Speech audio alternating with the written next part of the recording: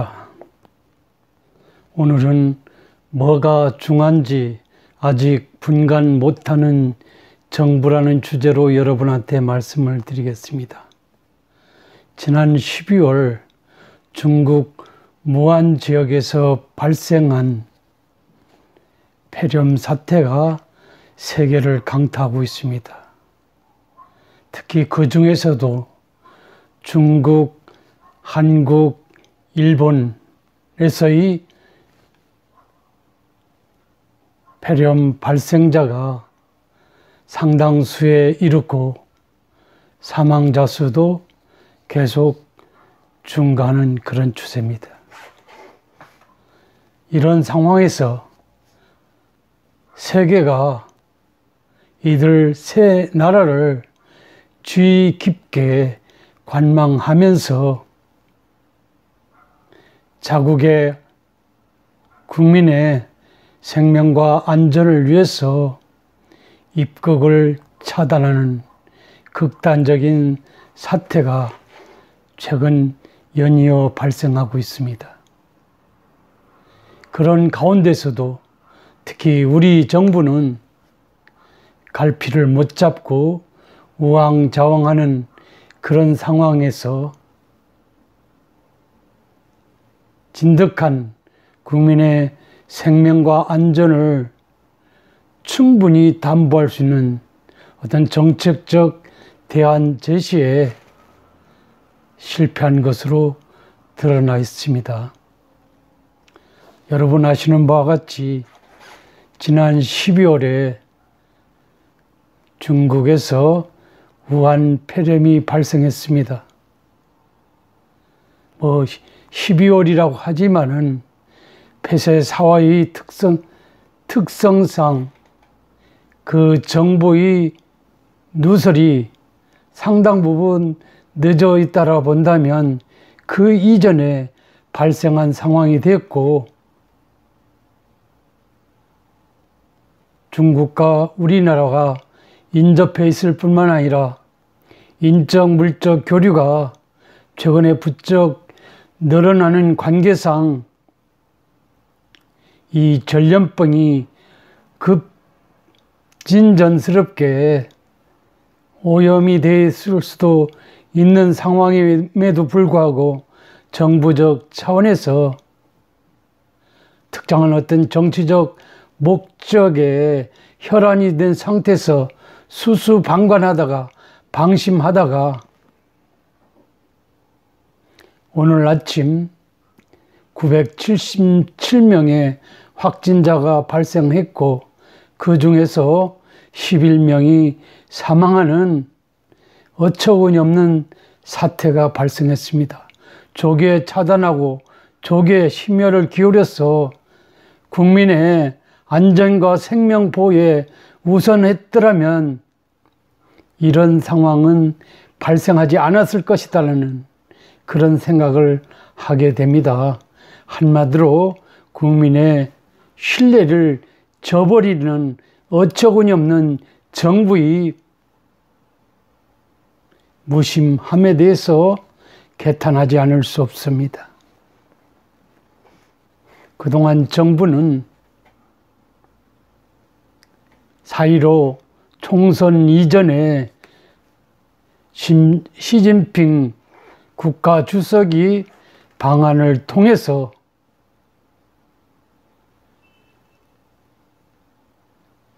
최근까지 중국 당국에 의해서 제한되고 있는 여러 가지 경제적 조치 완화 문제라든지 그다음에 대북 문제에 관련된 이슈들을 매끄럽게 해결함으로써 총선에서 국민의 지지를 통해서 국가 경영을 새로운 시각에서 모색하고자 하는 그런 정치적 목적에 혈안이 되는 관계로 국민의 생명과 안전에는 극히 소극적으로 대처해 왔다라는 그런 비판의 목소리가 높다는 점, 정부도 이를 부인할 수 없으리라고 보아집니다. 그동안 청와대와 여당은 국민 안전보다 중국 눈치 보기에 급급해 왔다라는 인상을 지울 수 없습니다. 특히 외교부 장관은 시진핑 주석이 상반기 방안을 강조하면서 중국이 요청하면 한국 의료진을 중국에 파견할 수 있다고까지 했습니다. 특히 주무장관인 보건복지부 장관은 중국인 관광객보다 중국에 다녀온 우리 국민이 감염원으로 작동한 경우가 더 많다라는 어처구니 없는 이야기까지 서슴지 않았습니다. 국민적 분노를 삼은 당연했습니다. 이처럼 중국인의 어떤 입국 차단에 매우 소극적이었던 추미애 법무부 장관 또한 정부 대응을 자화자찬하는 그런 상황을 국민은 똑똑히 목도를 했습니다. 누구를 위한 정부인지 누구를 위한 국가인지 국민이 생명과 안전에 위의 상황이 목전하에 있음에도 불구하고 정권의 어떤 그 정의 실현, 정권의 어떤 목적 달성만을 위해서 세워라 내오라 하는 그런 모습을 국민은 똑똑히 보았습니다. 그저 질병관리본부장만이 이 사태를 심각하게 여기는 가운데서 이리 뛰고 저리 뛰는 모습만이 언론에 각인됐을 뿐입니다. 최근에 있어서는 대구 경북 지역에서 특히 소위 특정 종교 집회 과정에서 이 전염병에 감염된 숫자가 증가된 것을 빌미로 해서 정부의 탓보다는 이 교회 집단이 탓으로 돌리는 어처구니 없는 모습도 보여주고 있습니다. 누구를 위한 정부이고 정부는 무엇을 어떻게 해야 되는지를 아는지 모르는지 남이 탓하기에 바쁩니다. 소위 포퓰리즘의 어떤 전형을 이 상황에서 보여주는데 급급해하는 이 모습을 보면서 과연 대한민국에는 정부가 존재하고 있는지 의심하지 않을 수도 없습니다.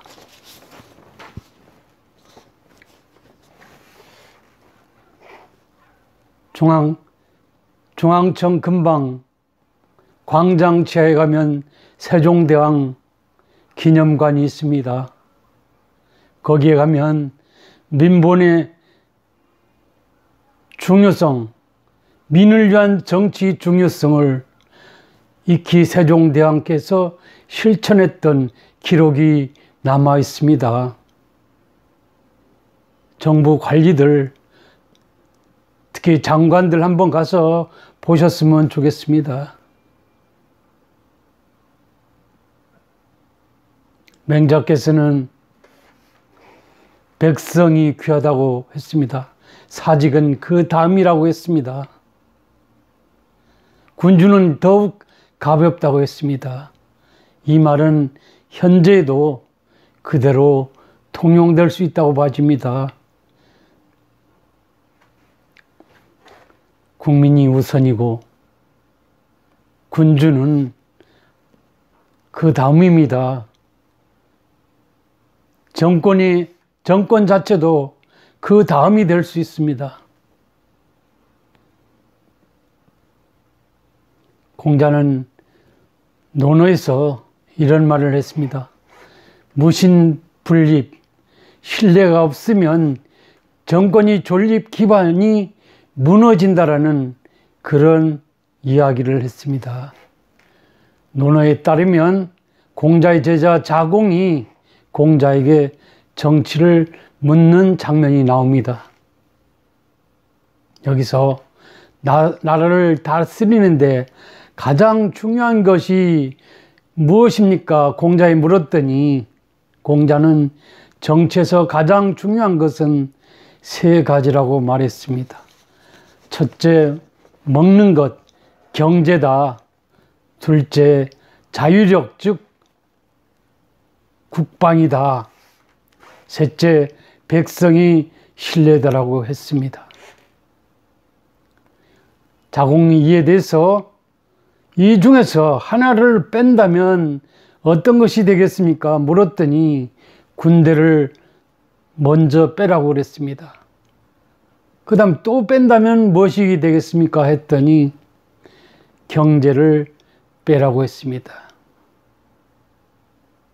그 이유를 자공이 물었더니 백성이 신뢰가 무너지면 나라의 존립을 유지하기가 곤란하기 때문이라는 그런 논어의 말씀도 여러분한테 전해봅니다.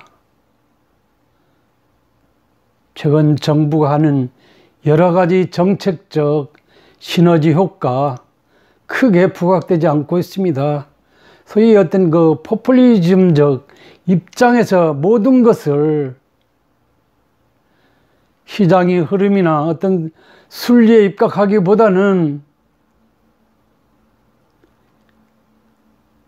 권력적 입장에서 모든 것을 일방적으로 대처하려다 보니까 거의 다 실패하는 상황이 속출하고 있는 것도 최근에 신뢰가 무너지고 있는 그것과 전혀 무관하지 않습니다.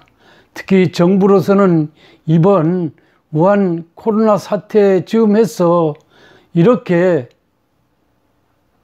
국민이 안위와 생명에 대해서 너무 가볍게 처신함으로써 신뢰가 크게 무너지고 있다는 점, 그런 점에서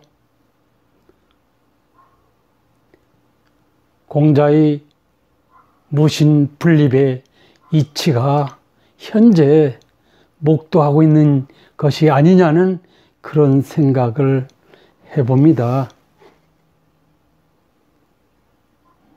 모든 것은 국민 중심으로 가야 되고 모든 정부 일은 국민이 안위와 생명의 어떤 그 온전한 보존에 모든 것을 걸고 가야 되는데